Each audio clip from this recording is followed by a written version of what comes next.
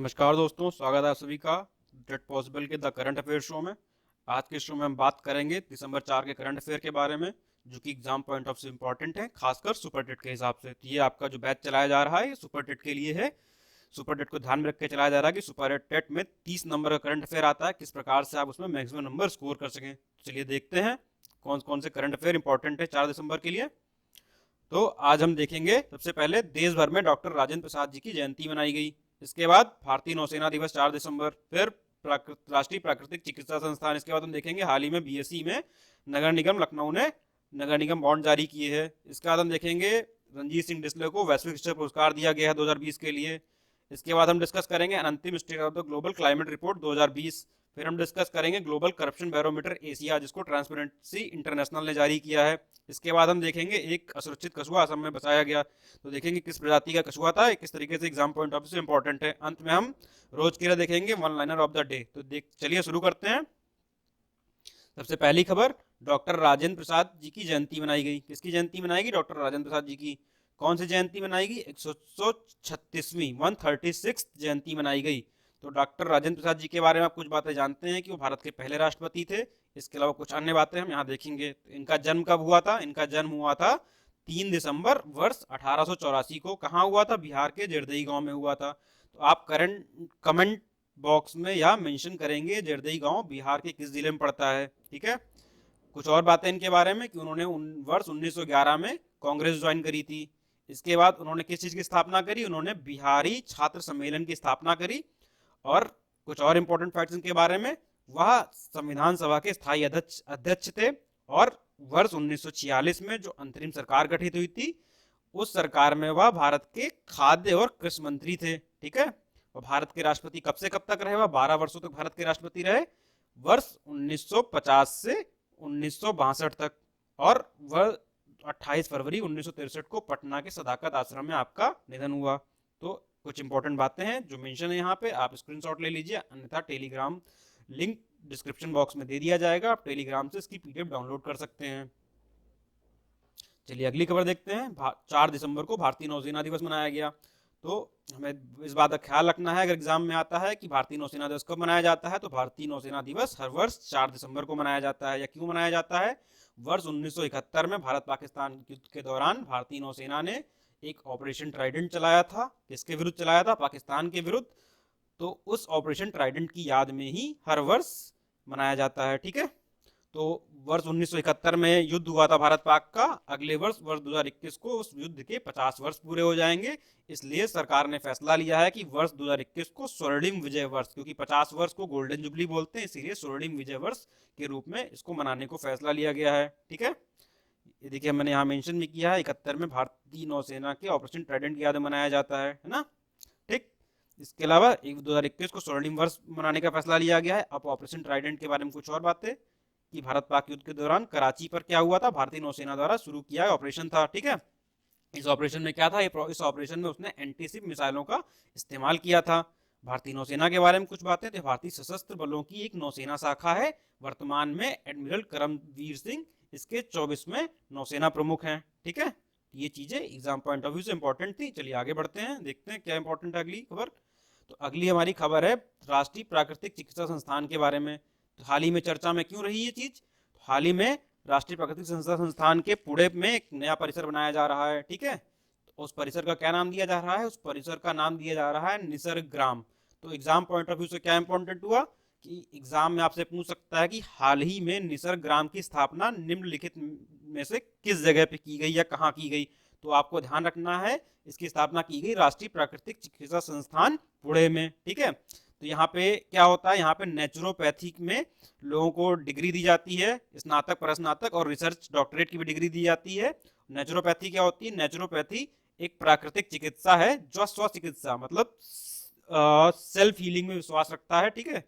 इसमें क्या होता है कि होम्योपैथी, आयुर्वेदा, योगा, इन सभी के थ्रू इलाज किया जाता है, जिससे कि मानव शरीर को बिना कोई कष्ट दिए उसका रोग निवारण किया जा सके। ठीक है। तो अब राष्ट्रीय प्राकृतिक चिकित्सा संस्थान के बारे में कुछ बातें जान लेते हैं कि इसकी स्थापना कब हुई थी? 1986 में हुई थी। कहाँ हुई थी? पुणे में हुई थी। ठीक है। यह किस मिनिस्ट्री के अंडर में काम करता है? यह आयुष मिनिस्ट्री के अंडर में एक ऑटोनॉमस बॉडी है। ठीक। तो इस संस्थान के बारे में एक खास बात यह है कि ये संस्थान जहां स्थापित है वहीं पे 1945 में महात्मा गांधी जी द्वारा नेचर क्योर संस्थान बनाया गया था। नेचर क्योर संस्थान किसके द्वारा बनाया गया था? 1945 में महात्मा गांधी द्वारा। ठीक है, तो ये संस्थान उसको विरासत में मिला। ठीक, तो नीचे मैंने मेंशन भी किया है कि इस संस्थान का मुख्य उद्देश्य क्या है? प्राकृतिक चिकित्सा और योग का प्रचार प्रसार करना। ठीक है, ये चीज इंपॉर्टेंट थी। खासकर इसमें इंपॉर्टेंट क्या है कि राष्ट्रीय प्राकृतिक चिकित्सा संस्थान कहाँ है? पुणे में है। निसर्गग्राम के बारे में, निसर्गग्राम कहाँ है? वो भी राष्ट्रीय प्राकृतिक चिकित्सा संस्थान पुणे में ही एक नया कैंपस बनाया गया, उसका नाम दिया गया निसर्गग्राम। उसके अलावा इसकी स्थापना कब हुई थी? 1986 में हुई थी। और ये किस मिनिस्ट्री के अंडर में आता है? तो ये आयुष मिनिस्ट्री के अंडर में आता है। चलिए आगे बढ़ते हैं, देखते हैं अगली खबर क्या है। अगली खबर है नगर निगम बॉन्ड। ठीक, तो नगर निगम बॉन्ड चर्चा में हाल ही में क्यों रहे? तो क्योंकि उत्तर प्रदेश की राजधानी लखनऊ के नगर निगम ने बीएसई बॉम्बे स्टॉक एक्सचेंज में अपना नगर निगम बॉन्ड जारी किया, जिसको म्यूनिसिपल बॉन्ड कहा जाता है। ठीक है, इस बॉन्ड के जरिए उसने 200 करोड़ रुपए जुटाए। ठीक, तो और ऐसा करने वाला वह देश का 9वां नगर निगम और उत्तर प्रदेश का पहला नगर निगम बन गया। देखिए मेंशन है यहाँ पे 9वां नगर निगम, देश का 9वां नगर निगम और उत्तर प्रदेश का पहला शहर बन गया। ठीक है, हाल ही में सरकार की योजना है कि उत्तर प्रदेश के अन्य कुछ नगर निगमों के भी बॉन्ड जारी किए जाएं, लेकिन वह जब जारी किए जाएंगे हम उन पे विस्तार से तब चर्चा करेंगे। लेकिन अभी के लिए क्या इंपॉर्टेंट है? लखनऊ, लखनऊ उत्तर प्रदेश का पहला शहर है ऐसा करने वाला और देश का 9वां शहर है। उसने 200 करोड़ रुपए जुटाए। ठीक है, वो 200 करोड़ रुपए उसे कैसे मिले? तो उसने लोगों को अपने बॉन्ड खरीदने के बदले एक तरीके से, जिसको बोलते हैं, जैसे बैंक हमें लालच देती है कि आप हमारे पास पैसा रखिए, हम आपको इतना ब्याज देंगे, ठीक उसी प्रकार से लखनऊ नगर निगम ने क्या किया? लोगों को ऑफरिंग की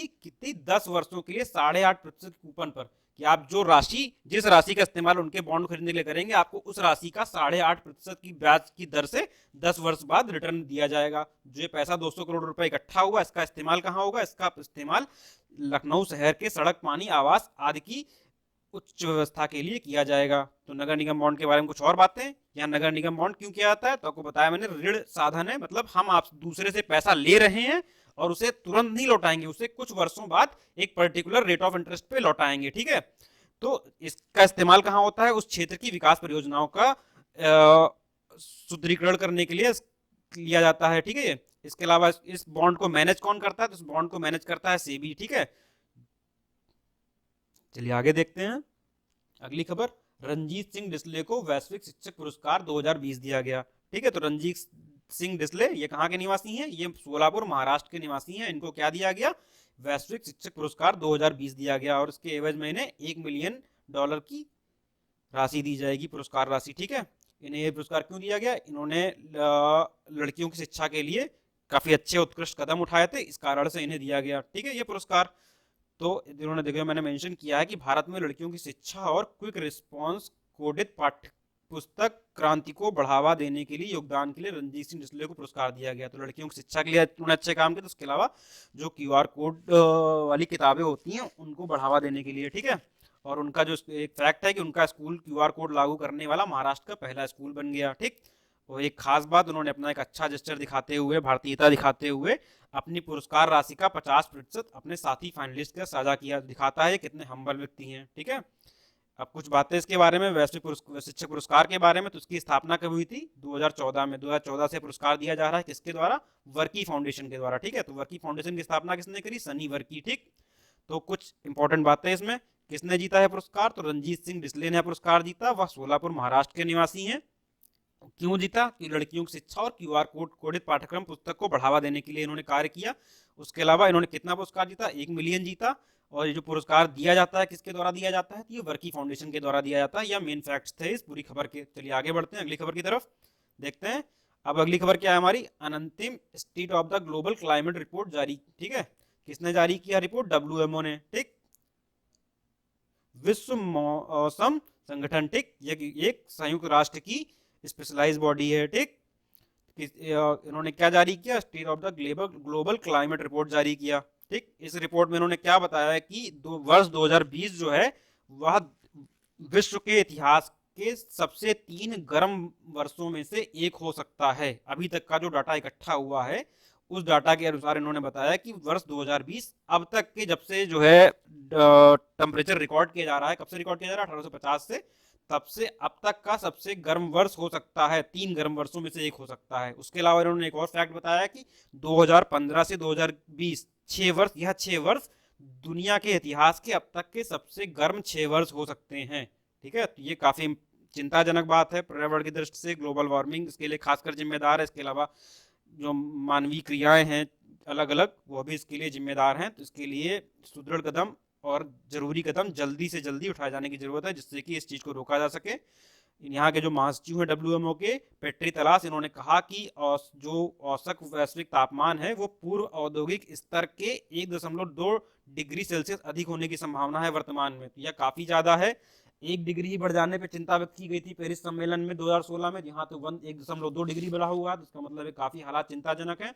अब कुछ WMO के बारे में जान लेते हैं। तो WMO क्या है? संयुक्त राष्ट्र की स्पेशलाइज्ड बॉडी है। 193 देश इसके मेंबर हैं। ये देखिए एक अंतर सरकारी संगठन है ये। इसका हेडक्वार्टर कहाँ है? जेनेवा, स्विट्जरलैंड में। तो एग्जाम पॉइंट ऑफ व्यू से क्या इंपॉर्टेंट है कि state of the global climate report कौन जारी करता है? तो WMO जारी करता है। ठीक है, इसके अलावा विश्व मौसम विज्ञान संगठन, ठीक, आपको याद रखना है WMO विश्व मौसम विज्ञान संगठन। ठीक, यह एक यूनाइटेड नेशंस की स्पेशलाइज्ड बॉडी है। ठीक, इसके अलावा इसका हेडक्वार्टर कहाँ है? इसका हेडक्वार्टर जिनेवा, स्विट्जरलैंड में है। ठीक, ये बातें कुछ इंपॉर्टेंट हैं इसमें। चलिए आगे बढ़ते हैं। अगली खबर क्या है हमारा? Global corruption barometer Asia. ये किसने जारी किया है? जारी किया ट्रांसपेरेंसी इंटरनेशनल। ठीक है, इन्होंने अभी एशिया का ग्लोबल करप्शन बैरोमीटर जारी किया। उन्होंने बताया कि भारत में पूरे एशिया में सर्वाधिक उच्चतम रिश्वत दर है। तो मतलब भारत में बिना रिश्वत दिए कोई काम नहीं होता। पढ़ लीजिए भैया, जो पढ़ेगा वही पाएगा, अन्यथा फिर जो देगा वो नौकरी ले जाएगा। तो भैया आपको पढ़ना पड़ेगा, तो पढ़ते रहिए। अब देखिए और क्या उन्होंने बातें बताई कि रिपोर्ट में क्या बताया इन्होंने कि सार्वजनिक सेवाओं का उपयोग करने के लिए व्यक्तिगत कनेक्शन का उपयोग करने वाले व्यक्तियों की उच्चतम दर वाले 3 देशों में भारत में 46%, इंडोनेशिया 36%, चीन 32%। तो अगर आपके लिंक नहीं है कहीं भी तो आपका कोई काम नहीं होगा। क्या बात सही है? कमेंट बॉक्स में बताइएगा मुझे। और क्या बताया? रिश्वत देने या लेने वाले कुल लोगों में से लगभग 50% ने कहा कि इसकी मांग की गई थी। भैया खुला मांग की जाती है यहाँ पे। तो 50% लोग तो खुल के बोल रहे हैं कि भैया हमसे रिश्वत मांगी गई भारत में। तो देखिए भैया बड़ी हालत चिंताजनक है। आप शिक्षक बनने जा रहे हैं, आपके ऊपर जिम्मेदारी है कि आप एक ऐसा समाज का निर्माण करें जहाँ पे ये बुराइयां खत्म हो सकें। तो ये देखिए भ्रष्टाचार धारणा सूचकांक 2020 में भारत की रैंक क्या थी? 180 देशों में 80वें नंबर पे था। और लगातार ये रैंक भारत की गिर रही है पिछले कुछ वर्षों में। तो मतलब भ्रष्टाचार बढ़ रहा है। तो आप टीचर बनने जा रहे हैं, आप पे जिम्मेदारी है कि आप जब नियुक्त हो जाएं तो आप उसके बाद एक अच्छे समाज का निर्माण करें। अब ट्रांसपेरेंसी इंटरनेशनल जिस नया रिपोर्ट जारी उसके बारे में कुछ बातें लिखी हुई हैं। यह क्या करता है? यह TI उपायों और भ्रष्टाचार उत्पीड़न से होने वाली भ्रष्टाचार गतिविधियों को रोकता है। ठीक है, तो भ्रष्टाचार पे निगरानी रखता है पूरे विश्व की। TI मतलब ट्रांसपेरेंसी इंटरनेशनल। इसके बाद सालाना ग्लोबल करप्शन इंडेक्स जारी करता है। ठीक, यह क्या है? एक जर्मन गैर सरकारी, मतलब सरकारी संगठन नहीं है, प्राइवेट संगठन है। उसका मुख्यालय कहाँ है? बर्लिन में है। तो कुछ इंपॉर्टेंट बातें, ग्लोबल करप्शन बैरोमीटर कौन जारी करता है? ट्रांसपेरेंसी इंटरनेशनल जारी करता है। ठीक है, भारत में भी रिश्वत दर कितनी आई? 39% की आई। और उसके अलावा क्या खबर है इसमें? ये इसका ट्रांसपेरेंसी इंटरनेशनल का हेडक्वार्टर कहाँ पे है? तो इसका हेडक्वार्टर जो है बर्लिन में है। कई बार पूछ देता है कि ट्रांसपेरेंसी इंटरनेशनल यूनाइटेड नेशन की स्पेशलाइज्ड बॉडी है, तो भैया नहीं है, वो एक गैर सरकारी संगठन है। ठीक है, चलिए आगे देखते हैं। हाल ही में एक असुरक्षित कछुए को असम में बचाया गया है। ठीक है, ये कछुआ कौन सी प्रजाति का था? ये कछुआ था इंडियन पीकॉक सॉफ्टशेल टर्टल। ठीक है, इसका साइंटिफिक नेम है निल्सनिया हम। ठीक, तो अगर आपसे पूछ दे कि बायो के सेक्शन में इसको आप पूछ सकता है, पर्यावरण आपसे पूछ सकता है कि निल्सनिया हम निम्नलिखित में से किस जीव का साइंटिफिक नेम है? तो किसका है? ये कछुए का साइंटिफिक नेम है। ठीक है, जिसका आम भाषा में बोला जाने वाला क्या नाम है इसका? Indian peacock softshell turtle. ठीक है, भारत, अब कुछ और बातें जान लेते हैं। तो भारत में वर्तमान में 19 प्रजातियां कछुओं की पाई जाती हैं, जिनमें से 20 प्रजातियां तो सिर्फ असम में ही पाई जाती हैं। ठीक है, और ये जो कछुआ बचाया गया है ये सुभेद्य श्रेणी, वल्नरेबल श्रेणी में आता था IUCN के अनुसार। ठीक है, भारत में कुछ कछुओं का स्टेटस है वो क्या है? जो 1972 का वन्य जीव संरक्षण अधिनियम है उसके तहत अनुसूची 1 में इसको संरक्षित किया गया है। ठीक है, भारत में कौन कौन से कछुए पाए जाते हैं? कुछ नाम यहाँ पे लिखे हुए हैं। ऑलिव रिडले कछुआ, ग्रीन सी कछुआ, लीथरे कछुआ, ईस्टर्न वुड कछुआ। ठीक है, तो अगर कुछ आ जाता है कि आपको एग्जाम में दे दे कि ऑलिव रिडले निम्नलिखित में से किसकी प्रजाति है, तो किसकी प्रजाति? कछुए की प्रजाति है। आपको ये चीज ध्यान में रखनी है। चलिए आगे बढ़ते हैं। अब हमारा रोज की तरह आखिरी में डिस्कस किया general part, one liner of the day. तो देखिए आज की कौन कौन से one liner important exam point of view से। तो गीतांजलि राव को time kid of the year का पुरस्कार मिला है भैया, ठीक है। गीतांजलि राव को time kid of the year पुरस्कार मिला है। यहाँ बच्चे पुरस्कार जीत रहे हो, हम लोग घर में बैठे हुए हैं, देख लीजिए। तो किसको पुरस्कार मिला है? गीतांजलि राव को time kid of the year का पुरस्कार मिला है। क्यों मिला है? इन्होंने टेक्नोलॉजी प्रौद्योगिकी का उपयोग करते हुए दूषित पेयजल से संबंधित मुद्दों को हल करने का प्रयास किया। छोटी सी उम्र में बच्चे बड़े बड़े काम कर रहे हैं, देखिए। ये अगली खबर क्या है? अभी हाल ही में महाराष्ट्र के कैबिनेट ने क्या किया है? जाति आधारित नामों वाली सभी आवासीय कॉलोनियों के नाम बदलने के प्रस्ताव को मंजूरी दी है। तो इसे आपने देखा होगा, ये किस जाति का नाम लगा के नगर लगा दो, टोला लगा दो, ठीक है ना, होता है आमतौर पे, खासकर उत्तर प्रदेश में तो बहुत होता है, ठीक है। तो ऐसे जो नाम है जो जाति जाति सूचक हैं कॉलोनियों में, उन नामों को हटा दिया जाएगा, ठीक। अगली खबर क्या है कि हाल ही में कृषि मंत्री नरेंद्र सिंह तोमर जी ने सहकार प्रज्ञा पहल, इसका अनावरण किया है। तो आपसे एग्जाम में क्या पूछ सकता है कि सहकार प्रज्ञा पहल का संबंध किस क्षेत्र से है? तो जब कृषि मंत्री ने इसका उद्घाटन किया है तो इसका संबंध कृषि क्षेत्र से ही है, ठीक है। अगली खबर क्या है? भारत के जिस राज्य की विधानसभा ने अपने राज्य में ऑनलाइन गेमिंग पर प्रतिबंध लगाया है, किसने लगाया है? आंध्र प्रदेश ने। ऐसा करने वाला भारत का पहला राज्य बन गया है। वहां पे जो ऑनलाइन गेमिंग होती थी वो सब बंद हो जाएगी। जो ऑनलाइन रमी चलती है, ये सब चलते हैं, पोकर वगैरह, इन सब पे प्रतिबंध लग जाएगा, ठीक है। ऐसा करने वाला वो भारत का पहला राज्य बन गया है। कौन सा? आंध्र प्रदेश। ख्याल रखना है इस बात का, एग्जाम में ऐसे ही फैक्ट कभी कोई पूछता है। अभी हाल ही में इसरो ने, भारतीय अंतरिक्ष अनुसंधान संगठन ने क्या किया है कि चेन्नई के एक रॉकेट स्टार्टअप जिसका क्या नाम है, अग्निकुल कॉस्मोस, इसको बढ़ावा देने के लिए इसकी मदद करने का फैसला किया है। तो अग्निकुल कॉस्मोस का संबंध किस क्षेत्र से है? तो रॉकेट स्टार्टअप है भैया, ये याद रखना, ठीक है। तो चलिए आज की ये खबरें थी, ये खबरें वह थी जो सुपर टेट के हिसाब से आपके लिए इंपॉर्टेंट हैं। सुपर टेट के पिछले कुछ पेपर उठा लीजिए, अभी तक 2 ही सुपर टेट हुए, उनके पेपर उठाइए। इसी प्रकार के करंट अफेयर आते हैं, आप लगातार हमारे साथ बने रहिए। जो एग्जाम के लिए इंपॉर्टेंट है आपको सिर्फ वही पढ़ाया जाएगा। 1 घंटे करंट अफेयर की क्लास जरूरी नहीं है आपके लिए जरूरी है 15 मिनट की क्लास हो, लेकिन उसमें वह कंटेंट आपको पढ़ाया जाए जो एग्जाम में आता है, ना कि आपके दिमाग में कचरा भरा जाए जो एग्जाम में आप उस कचरे से सुई ढूंढ ना पाए। आपको यहाँ पे सिर्फ सुई दिखाई जा रही है, कचरा नहीं दिखाया जा रहा है। तो आप सिर्फ अपने गोल पे फोकस करें, लगातार करंट अफेयर करते रहें। 30 नंबर करंट अफेयर आता है, अगर आप 30 में 30 लाना चाहते हैं तो लगातार हमारे साथ बने रहें।